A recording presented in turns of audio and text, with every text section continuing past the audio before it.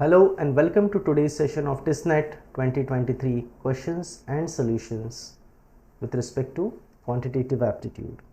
We at Manoeuvre have launched the batches for TISSNET 2024 and 2025 exam, wherein we provide all sort of guidance to the students, whether be it with respect to the classroom coaching or the online coaching.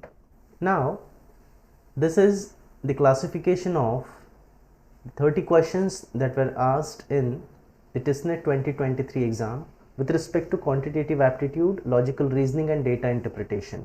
As you can see here, total 17 questions were asked from quantitative aptitude.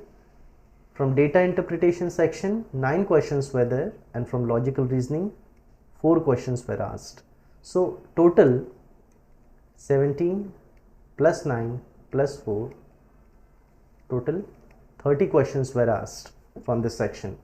Now let's look into the types of question and their respective solutions. Now, the first question. In a university, faculty is to student ratio is 1:9. If 2/3 of students are female, 1/4 of faculty is female, then what fraction of the combined students and faculty are female? Now, what information is given here?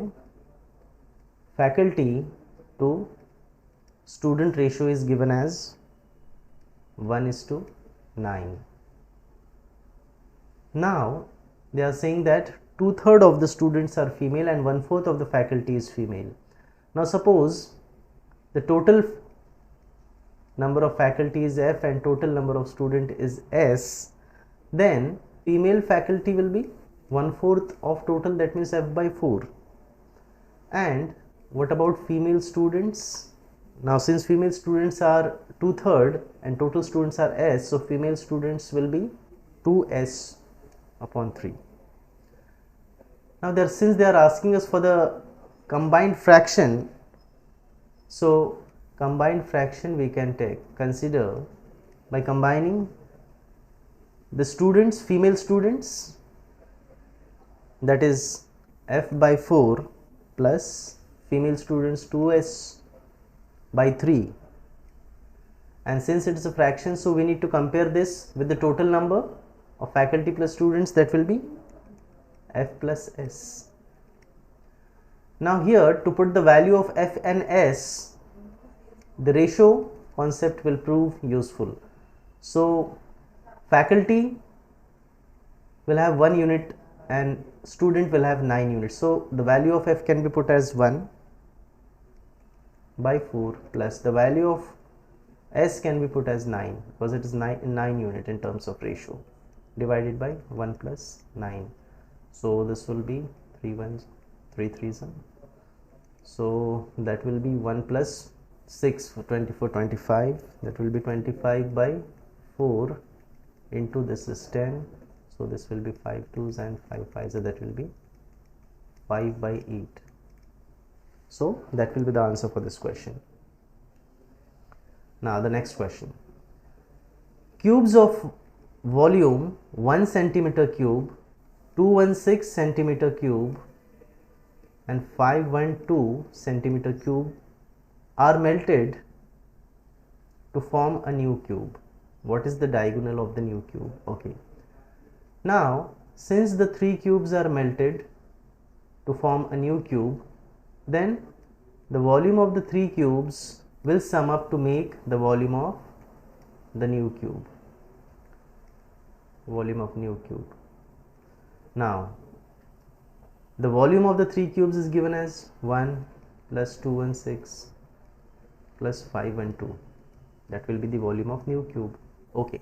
Volume of new cube, if I consider this new cube side as A, then this will be A cube, this will be 5 7 7, then this will be 2 and this will be 9, that will be A cube.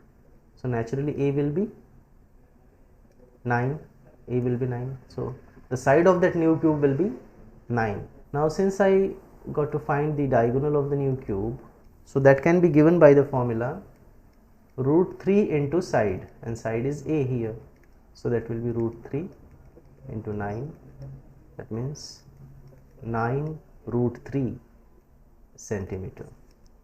That will be the final answer. The next question. Raman paid rupees 1680 including 12% GST of A and rupees 1265 including 15% GST for B. A and B are the products purchased by Raman. The shopkeeper did not give him the receipt. Find the amount of GST not paid by the shopkeeper. Now the amount of GST not paid by the shopkeeper, that will be clearly equal to the GST paid by Raman. Now since the shopkeeper did not give the receipt, that's why shopkeeper can take the disadvantage, undue advantage. The shopkeeper can take the undue advantage of not paying the GST. Now let's see what amount of GST is paid by Raman. So the first amount Raman pays is 1680 and that includes 12% of GST. That means it will be 112 upon 100 of the price of A. Suppose this is A is the price of that product. Suppose that is price. So this will be 6800 by 112. That will be the price of product A. So this will be 1.5 and this will be 1500. So yes, product A's price will be rupees 1500. Okay.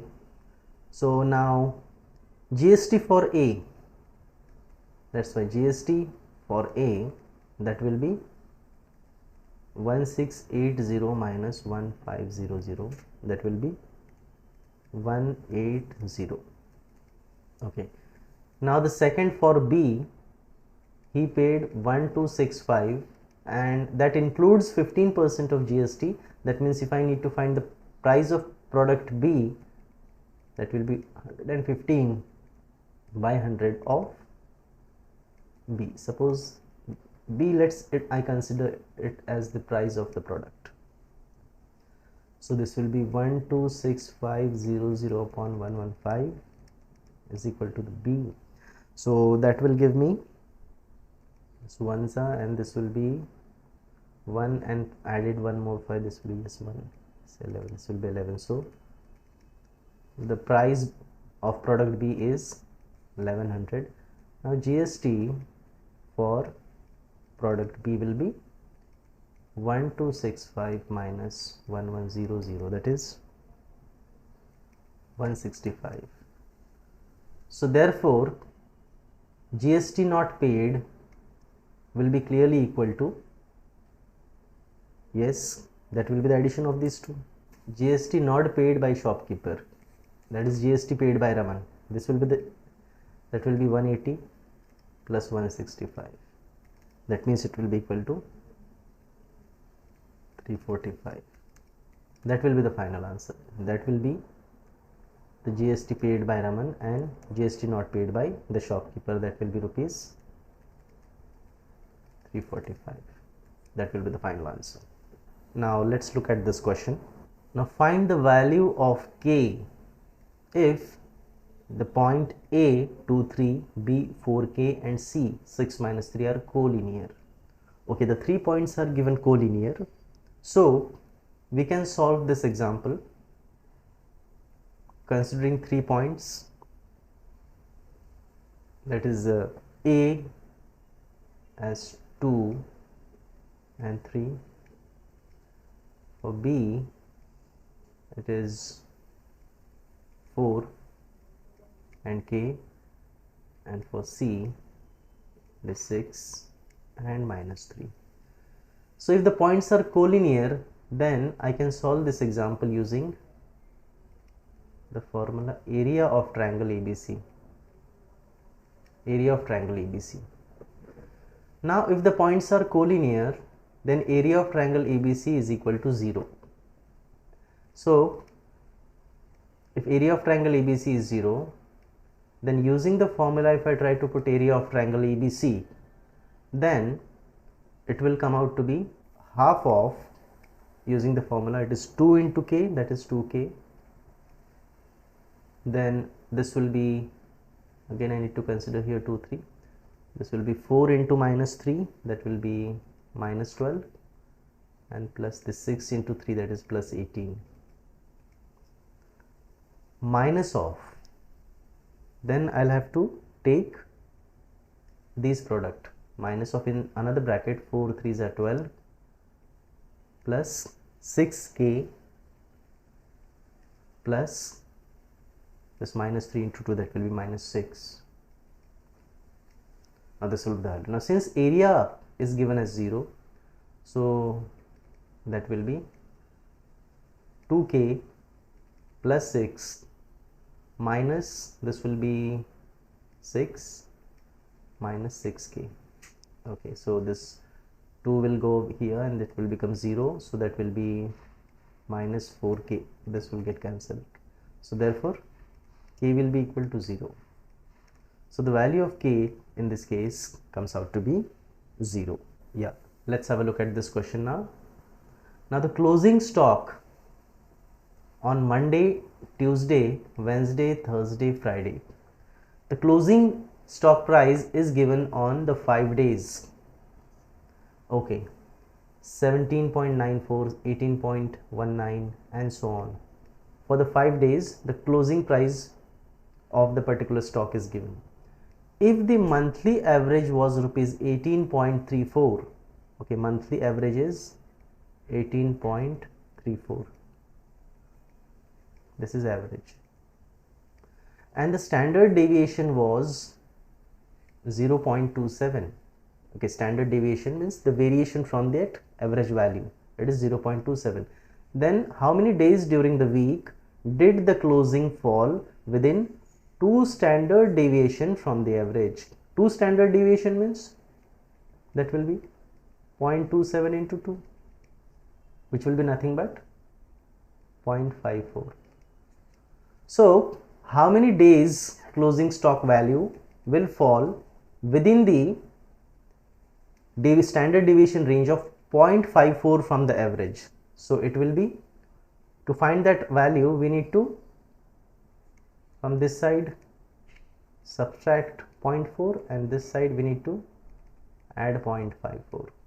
So now by subtracting, this will be 3, 4 and 2, and this will be 17.80. This will be the least range of the price, and 18.34 plus 5.54, that will be 18 point, this will be 8. Yes, so the range is 17.80 to 18.88. Now how many days falls within this range? So you see, Monday value, it falls within this range. Then Tuesday value, yes, 8.19, it is also within this range. And Wednesday, yes, it is also within this range. Then this 17.54, no, it is going beyond this range, it will not fall. And this also value is also less than 17.8, so this will also not fall. So we have Monday, Tuesday and Wednesday. Monday, Tuesday and Wednesday. So for how many days? Our answer will be for 3 days.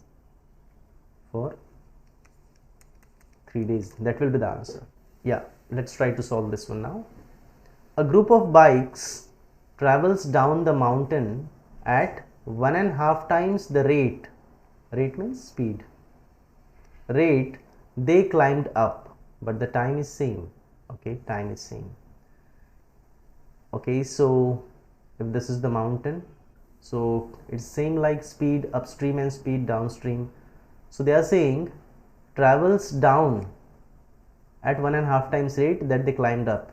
That means if I assume speed upstream as SU, then they are saying that speed downstream, that will be 1.5 times, 1.5 times the speed upstream. Okay, this they are talking, fine. Now if they go up the mountain at 4 kilometers per day, it will take 2 days. Okay, how many kilometers is the route down? Find. So they are given this speed upstream, they have given speed upstream that they are traveling 4 kilometers per day, that means 4 kilometer in 1 day, 4 kilometers is traveled in 1 day, and it takes them 2 days to climb up, 2 days to climb up. Okay, so 2 days, so in 2 days they will cover 8 kilometer. Okay, so the time here is 2 days, time here is 2 days. Okay, so now here the speed was 4 kilometers per day, and here the speed will be 1.5 of that, so 1.5 into 4, that will be 6 kilometer per day. So speed downstream means while coming down the speed will be 6 kilometer per day, that means 6 kilometer will be traveled in 1 day. But they are saying the time is same, that means for coming down also they require 2 days, because for going up they are taking 2 days, so time is same. So for going down also they will require 2 days only. So 6 kilometer in 1 day, so in 2 days naturally it will be 12 kilometers will be the distance traveled. So how many kilometers in route down? So the answer is 12 kilometers. 12 kilometers while route coming down. Now let's have a look into this question. A trader has a weighing scale that shows 1200 gram for 1 kg. Okay, so trader is cheating here. He has a weighing scale, that is faulty weighing scale, faulty weighing scale that shows 1200 gram for 1 kg. That means 1200 gram is shown for 1000 kg. That means he has a profit of 200 gram. He has a profit of 200 gram. That means the profit percent here is 20%, because this 200 is on 1000 gram. So profit percent is 20% here. Okay. He further marks up his cost price by 10%. Okay. So already by cheating he is taking 20% profit, and further he is marking up the cost price by 10%. That means second profit percent he is taking is 10%. So these are the two values of the profit he is taking. His net profit percent is, so this can be easily found with the help of successive percentage formula, because at the first place he is taking 20% profit by cheating, and then on that profit, including that profit, whatever the price is there on that cost price, he is marking up the price by 10%. So we can clearly find the net percent profit by using successive percentage formula. Net profit percentage will be 20% plus 10% plus 20 into 10 upon 100%. So that will be 30 plus 2. So net profit percent will be 32. Yeah, let's try this question now. The sum of a 2-digit number and the number obtained by reversing the digit is 66. Okay. Now 2-digit number is given, so this is units place and this is tens place. Now suppose the tens place number is x and units place number is y. So the number value will be 10x plus y. Okay. Now the number obtained by reversing the digits, that will be 10y plus x.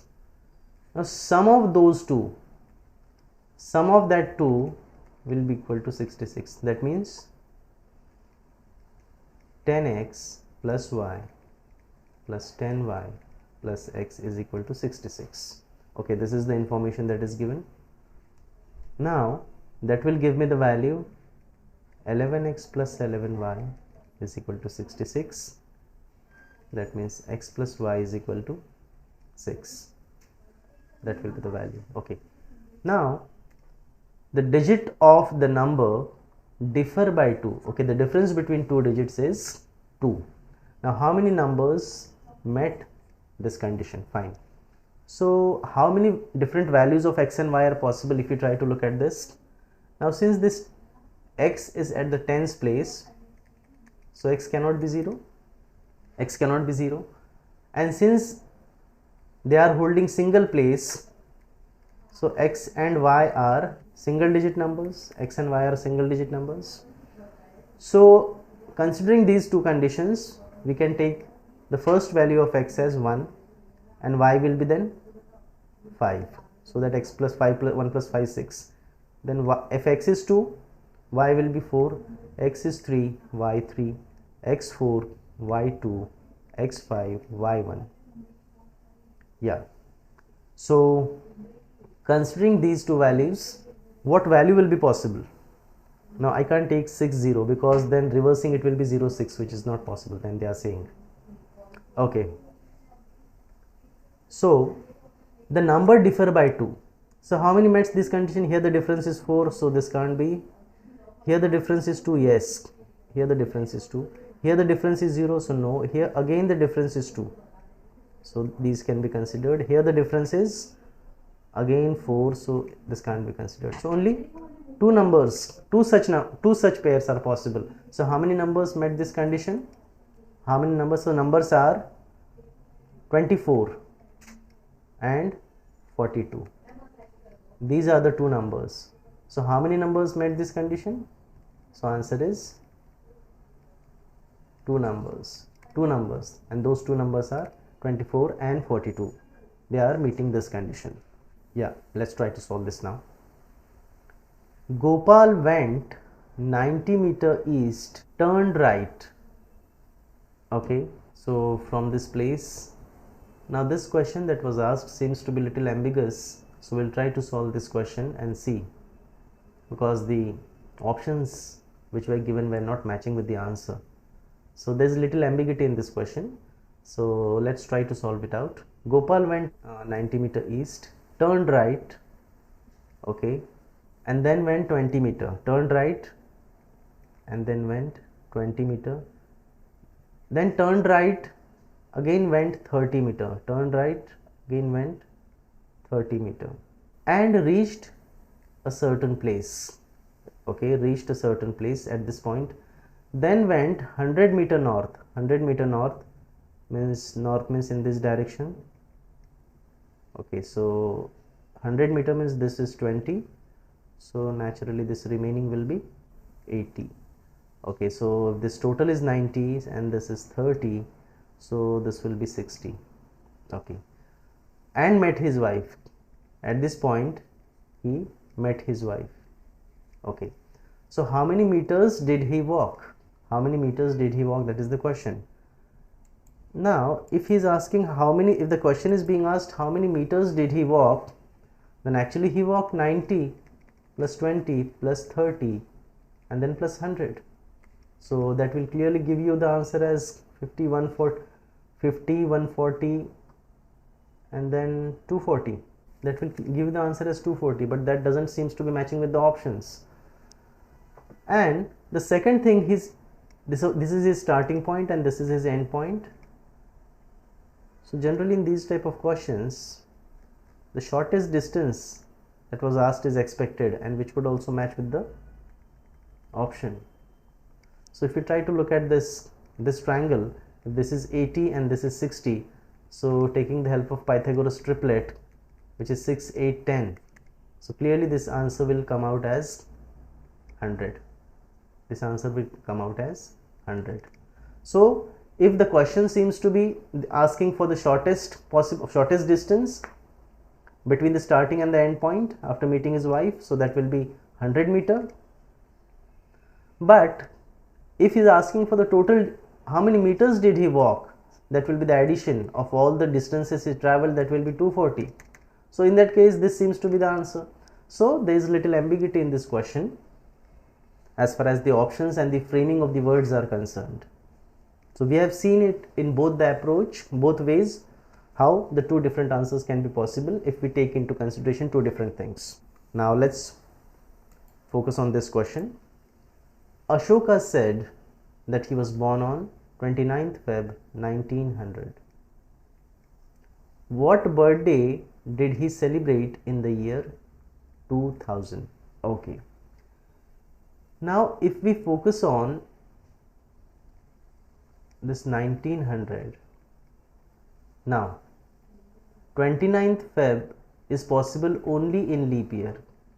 29th Feb is possible only in leap year. And if you focus on this 1900, this 1900 although is a century year, but it is not divisible by 400. It is not divisible by 400. Therefore, 1900 is not a leap year. 1900 is not a leap year, and therefore 29th Feb will not exist in 1900, in the year 1900. 29th Feb will not exist in the year 1900. That means, what will be the answer here? The answer here, Ashoka is lying. Ashoka is lying. That will be your answer here, because that is not matching. The information given and the one which we found is not matching here. That's why the answer will be Ashoka is lying. He is lying. That will be the answer in this case. Now you need to find the value of 3 raised to 5 plus 1 upon 3 raised to 5. Okay, 3 raised to 5 plus 1 upon 3 raised to 5. That will be nothing but 3 raised to 5 into 3 raised to 5 plus 1 divided by 3 raised to 5. That will be 3 raised to 5 plus 5. That will be 3 raised to 10 plus 1 divided by 3 raised to 5. That will be the clear answer. Here we have used this law of indices, a raised to m into a raised to n. That will be a raised to m plus n. Using this, we can clearly and easily reach this answer. Okay. Now if we change the shape of an object from sphere to cylinder, then volume of the cylinder will. Okay.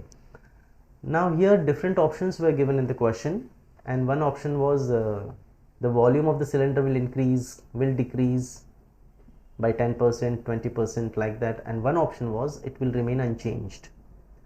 So again there is little bit ambiguity in this question, considering the information not given related to the width of the sphere. Suppose if width remains the same, then volume will naturally remain same, but if width will change, then that will certainly change the volume. So if no information is given here about the width, we consider that width will be same in both the cases. We consider width of wall to be same in case of sphere as well as cylinder. If width of the wall is same, then clearly we can consider that if the sphere is changed to cylinder, then naturally their volume will be clearly equal. So then volume of the cylinder will, so the answer is will remain unchanged. That will be your answer. Considering the width of the wall in both sphere as well as cylinder remains the same. Now the minute hand of a watch is 1.5 centimeter long. How far does its tip move in 40 minutes? Okay, if I consider this watch, now suppose if I consider this minute hand, this is minute hand and this is given 1.5 centimeter long. Okay, so if this minute hand travels in 40 minutes, so in 40 minutes how much distance it will travel? This is 7, this is 8. So in 40 minutes it will travel, if it is at this place, It will reach at this point. And how far does the tip move in 40 minutes? That is the question which is being asked. Now see here, if we focus on one important thing here, that it is the question of the total complete circle. Complete circle is having the circumference of how much? The circumference as 2 pi r. The complete circumference is 2 pi r. So if we consider here that the minute hand completes the total duration of 360 degree in 360 degree in one rotation, so it will cover the angular distance of 2 pi r, which is nothing but circumference. Now while moving from this point to this point, that is 40 minutes, how many degrees it will cover? That is the question. Now if you see, this is 1 and this is 2, we know that this angle is nothing but 30 degree. So while moving from this point to this point, it will cover 30 into 8, that is 240 degree. So if 360 degree, while covering the angular displacement of 360 degree, the distance covered is 2 pi r, that is nothing but circumference. So when in 40 minutes it will cover 240 degree. So covering 240 degree, how much will be the distance? That is the question. So that will be nothing but 240 into 2 pi r divided by 360. So this will be, now 0 will get cancelled. This will be 12 2s and 12 3s. So now again this will come out to be 4 into pi value is, I can put as 3.14, into the value of r is given as 1.5. If I consider this as the portion, so this becomes the radius. This becomes the radius of the circle. So that will be 1.5 divided by 2. So this will become 1s and it is 3. 1.5 1s and 1.5. This is 2s, 2 1s and this is 2 2s. So that will be, the distance crossed will be 2 into 3.14. So that will be 6.28 centimeter. So this much will be the distance crossed in 40 minutes by the minute hand. Now the next question, what is the decimal equivalent of 1/4 whole square? If I try to find this 1/4 whole square decimal equivalent, first I need to find the decimal equivalent of 1/4. So that will be 1/4 decimal equivalent is 0.25, and the square of 0.25, for 25 it is 625, and 0.25 I need to add one more 0, so that will be 0.0625.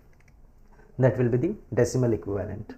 Now how many liters of 30% acid solution be added to 600 liters of 12% acid solution, so that the resultant is more than 15% but less than 18% solution? Okay, so they are here talking about this example is based on mixture and alligation. So basically they are talking about two different acid solution, say acid 1 and acid 2.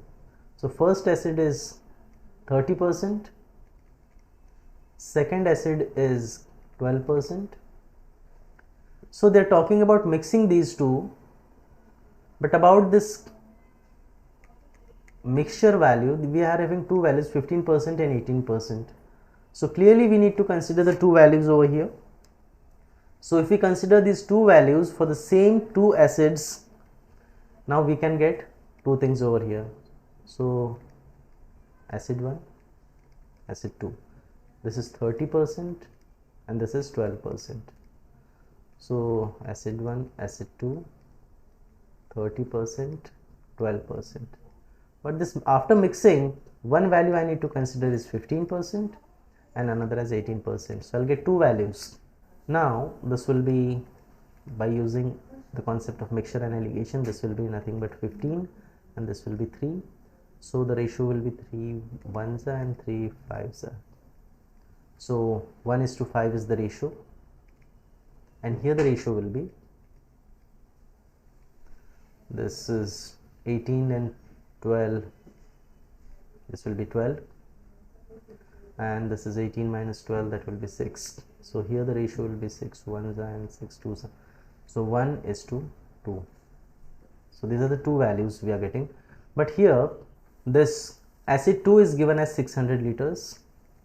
So how it got converted into 600 liter? What will be the multiplying factor with 5? That will be 5 into 120. So to get this answer also, I need to multiply this by the factor of 120. So that will be 120 liter. So one answer is 120 liter. Another will be, so this value is given as 600 liter.